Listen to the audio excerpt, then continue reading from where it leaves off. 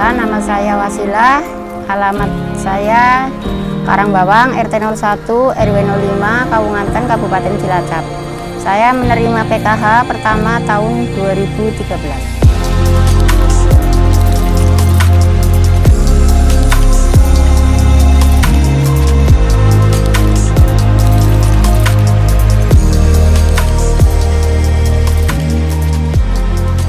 Saya punya anak 4. Ya, selama saya nerima PKH, kadang kalau kita pas lagi terima PKH itu kita pinginnya mengembangkan untuk usaha biar nggak habis sampai di situ aja. Kalau misalkan kita pas kepepet anak sekolah, kita langsung ke sekolahan. Tapi kalau misalkan anak sekolah alhamdulillah dibayar, kita buat usaha dulu. Jadi sementara ntar kalau misalkan anak yang di pondok itu telepon minta ini minta itu, jadi bisa lebih banyak kan, nggak cuma misalkan kita cuma 200, kalau kita langsung kirim kan kita cuma 200, tapi kalau kita kembangkan buat usaha, buat dagang, buat apa kan bisa nambah gitu. Jadi misalkan kita dapatnya cuma 200, kita langsung alokasiin 200, tapi kalau kita kembangkan dulu mungkin bisa 500 600 gitu. Jadi kebutuhan anak pun bisa tercover. Pada tahun 2013 saya mendampingi Bu Wasilah pertama masuk jadi peserta PKH. Pada saat itu Bu Wasilah memiliki komponen SD sama SMP dan SMA. Nah, pada saat itu bapaknya Bu Wasilah itu masih kerja sebagai buruh bangunan di Jakarta. Nah, selama saya mendampingi Bu Wasilah, setiap bulan kita ada pertemuan kelompok. Dan pada tahun 2018 itu ada salah satu KPM PKH yang membuat kerajinan dari serabut kelapa. Nah, pada saat itu saya mendorong dan menyarankan di kelompok tersebut siapa yang mau ikut memproduksi atau ikut memasarkan.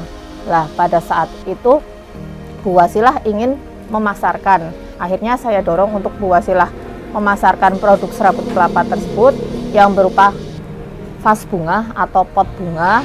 Pada saat memasarkan produk pot bunga tersebut, Bu Wasilah itu sangat ulet dan di mana banyak pesanan dari Bu Wasilah itu, dapat banyak pesanan. Karena saking banyaknya pesanan dari Bu Wasilah, akhirnya saya mendorong Bu Wasilah untuk memproduksi sendiri dan menjualnya sendiri, dan sampai saat ini akhirnya tahun 2019 sampai saat ini Bu Wasilah bisa memproduksi sendiri serabut kelapa tersebut dengan berbagai macam variasi, ada yang vas bunga, ada yang koko fiber ataupun kokofi.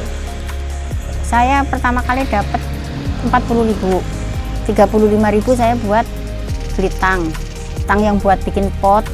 Udah jualan kedua, saya untung lagi. Waktu itu saya kalau nggak salah bawa hampir 75 pot itu, saya ada hampir 50.000 lah. Saya beli gunting besi itu kan, berarti saya udah punya satu set. Akhirnya bapaknya kan belum pulang, saya yang penting aku udah punya alat untuk kedepannya suatu saat suami saya pulang bikin pot sendiri.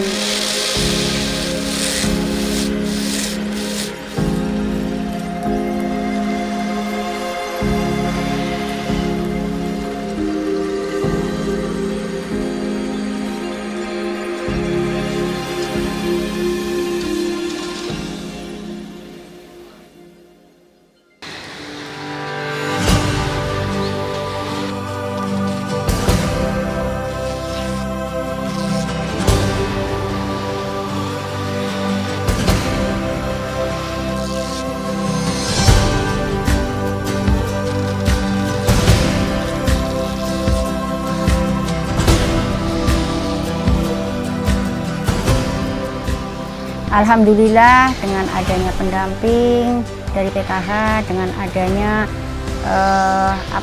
pengarahan dari PKH, tiap bulannya ada kumpul, ada tiap bulan ada wawasan dari pendamping, kita bisa usaha. Alhamdulillah saat ini usaha saya udah diterusin sama anak-anak saya untuk sampai merambah ke luar negeri untuk ekspor ke Cina.